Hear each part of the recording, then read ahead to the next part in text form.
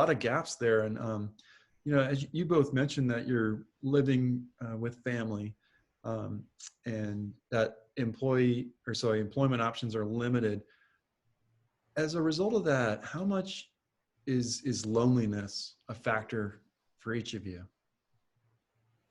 I know for me, I struggle with loneliness, and ever since I've moved into this apartment a few years ago,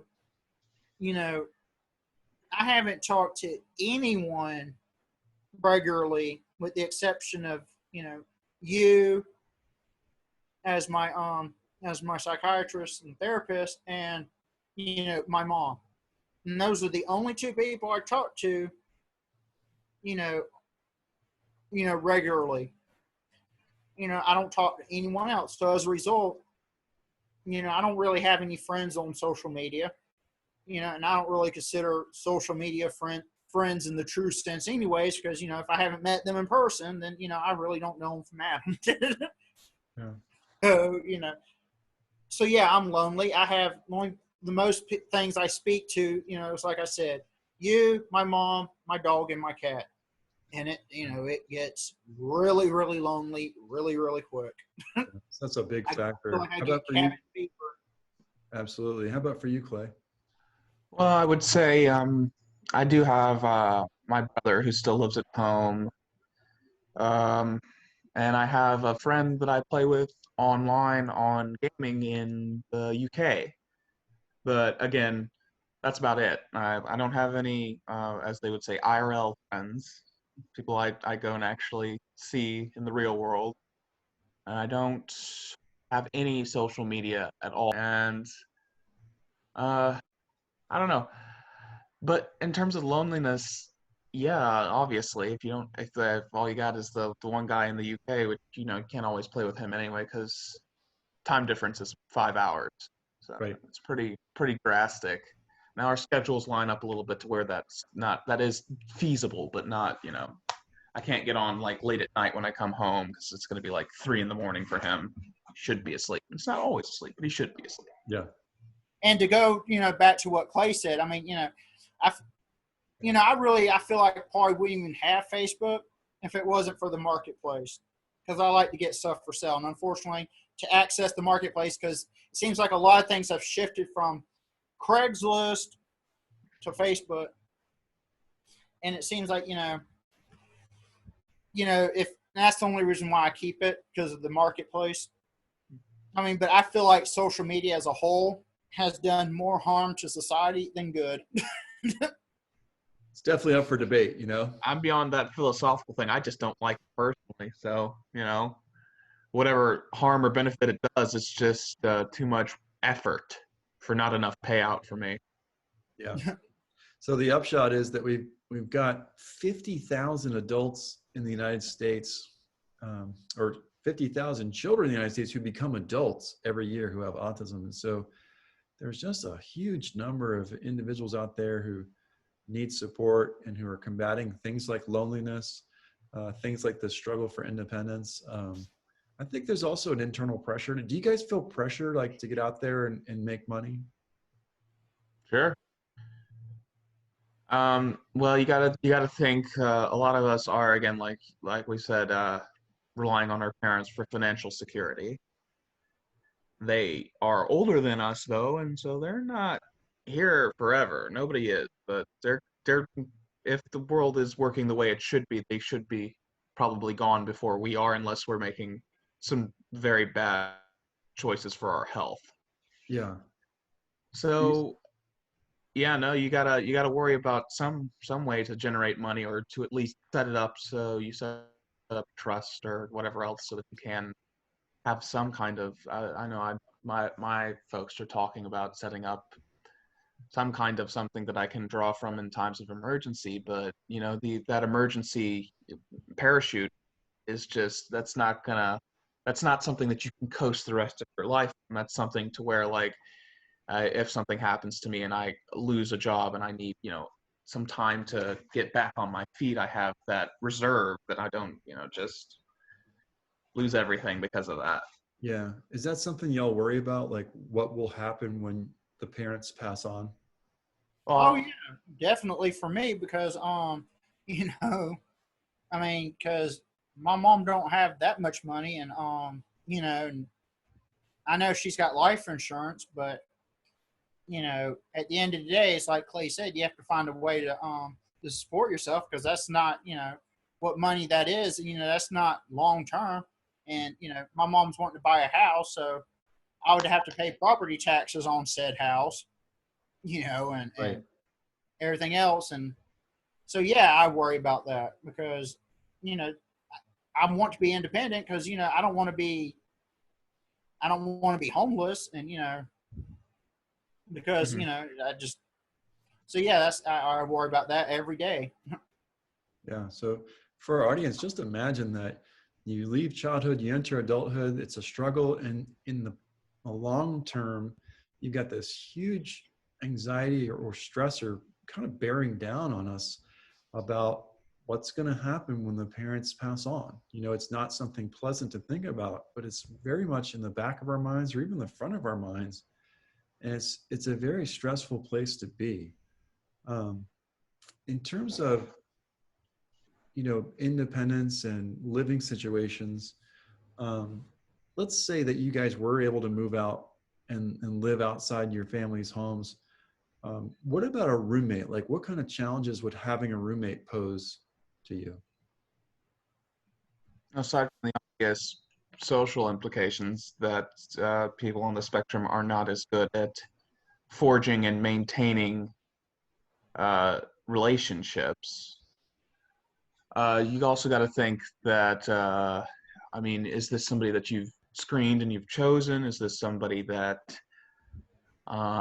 is understanding of what you have? Is this somebody who's also on the spectrum? Because that presents a whole host of other problems of, do your eccentricities trigger their eccentricities?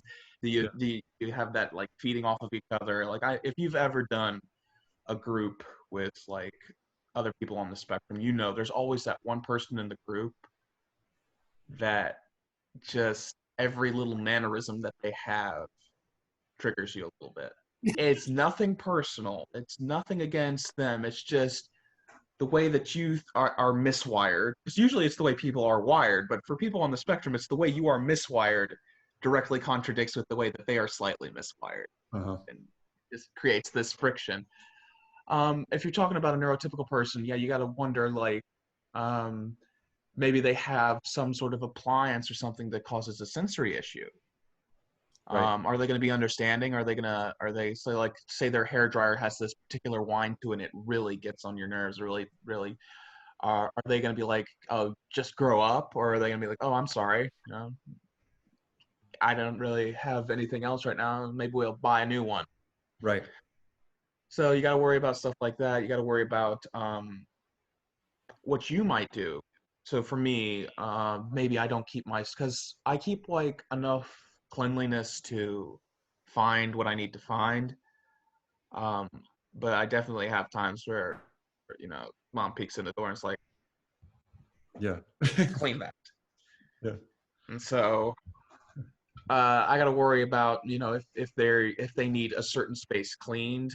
And a lot of times, if this person's even submissive, they're more of a submissive personality. They don't like to point things out, and they just kind of internalize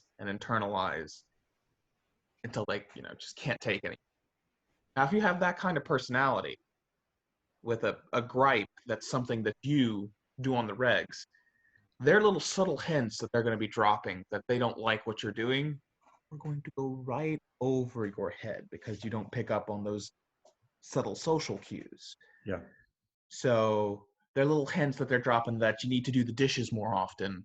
Might go completely over your head until you have reached this boiling point. And then they're mad because they don't understand why you're so dense. And you're mad because you have no idea what they're on about. Exactly. And so it's the little things like that. There's just a lot of nuances to, I mean, I'm sure all of us have had like lab partners or project partners we haven't gotten along with that were, assigned to us. Mhm. Well, think that, but like times 10 to 100 because you're living with the person. You have Right. so much more contact with that person. Exactly. For me, it's because like I said, I live in an apartment. When I'm feeling really down, mentally, there's times when I just don't want to be around people. And if you got a roommate, that's not a possibility. Unless you got like the separate bedrooms, yeah. But then of course that's going to take your rent price up. So are you going to be able to spring for the rent to give yourself the space that you need, or are you going to have to a lot of communal space, which, like you said, is difficult if you're in a funk and you just don't want to be around people. You either have to have a roommate who's understanding of that, or you have to have like a little bedroom that you can just kind of fall back into and just decompress and do whatever coping mechanism you need to get out of your funk, whether that's some deep breathing or just going on and playing a game for a little bit, watching something on a streaming service, reading a book, whatever you need to do to help yourself move forward. You got to have this space or the understanding to do that. Yeah. And in the end, That's why I don't think I could live on my. That's why I don't think I could have a roommate. To be honest with you, because to me, I'm so anal and so I like things so much a certain way. It comes across as controlling, and when it doesn't go according to plan or something, it just irks me, and so I'll be passive aggressive until I just can't take it no more. right. And I think that we're starting to see an accumulation of the challenges here. So we've already, just to go review what we've talked about, we talked about, how college may be challenging, how living outside of the family's house may be challenging, not only for financial reasons, but also for emotional reasons related to symptoms of autism. So that each time you take an adult with autism, and give them a roommate, there's a very intense kind of chemical reaction. Like I think of it like if you dropped an Alka-Seltzer in water, you're going to see a lot of friction, maybe a lot of reaction there, and adjustment that needs to take place in order for that, those two roommates to be compatible. And that's true of anybody, walking the face of the earth.